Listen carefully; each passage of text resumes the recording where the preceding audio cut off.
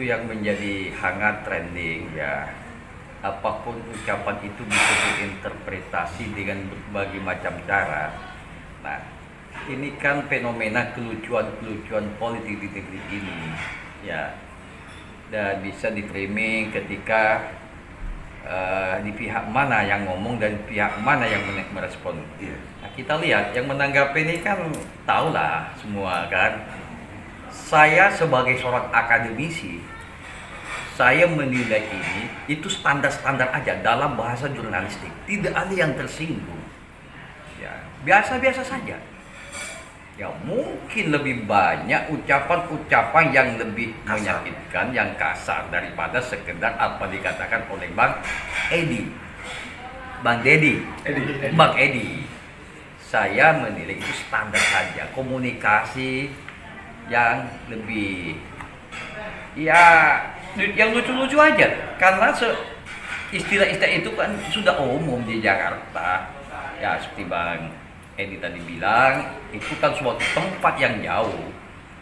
Secara spesifik apa yang tersinggung ya, justru saya mengatakan dalam beberapa YouTube yang saya buat, justru yang saya ingin pertanyakan soal pemindahan ibu kota yang timingnya nggak pas, dari mana duitnya, itu yang lebih penting.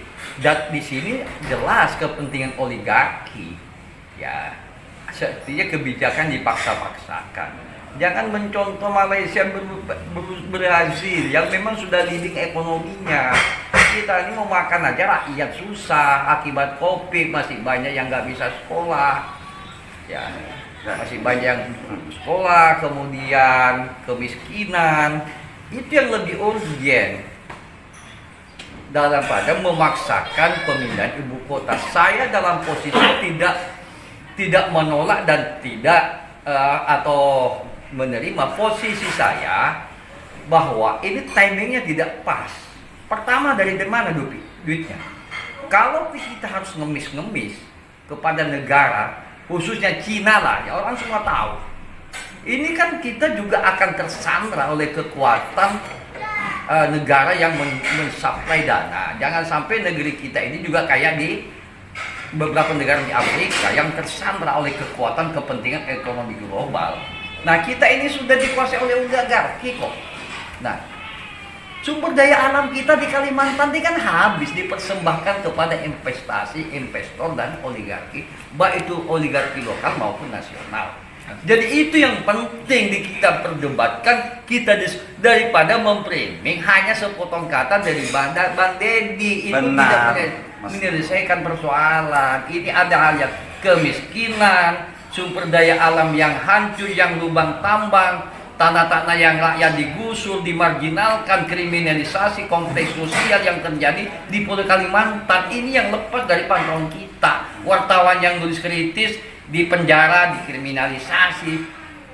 Kang Edi, saya tidak melihat itu sebuah penghinaan bagi saya sebagai seorang akademisi. Terima kasih. Wassalamualaikum warahmatullahi wabarakatuh. Waalaikumsalam warahmatullahi wabarakatuh. Ustaz Edi mau minta maaf di sini sekalian. Bahwa saya tetap minta maaf. Dianggap menyalahi atau tidak menyalahi, tetap saya minta maaf. Ternyata itu membuat ada kesalahpahaman. Tapi sekali lagi saya ingin ulangi bahwa tempat jin buang anak buat kami di Jakarta khususnya itu hanya menggambarkan betapa jauhnya tempat itu. Sekali lagi buat contoh lagi ya, Monas pun disebut tempat jin buang anak. Serpong, Bintaro, BSD itu dulu tahun 80-90-an tempat jin buang anak. Ya, gitu aja. Makasih ya, mungkin karena saya tadi tidak menyebut, orang mungkin nanya ini siapa yang ngomong ini. Saya Dr. Haji Muhammad Wahid As'ad MSI. Saya tenaga pengajar pada Fakultas Ilmu Sosial dan Ilmu Politik Universitas Islam Kalimantan, Direktur Pusat Studi Politik dan Kebijakan Publik Banjarmasin, Kalimantan Selatan. Terima kasih. Masih ada yang komen?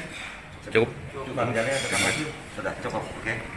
Nah, berarti minta izin mau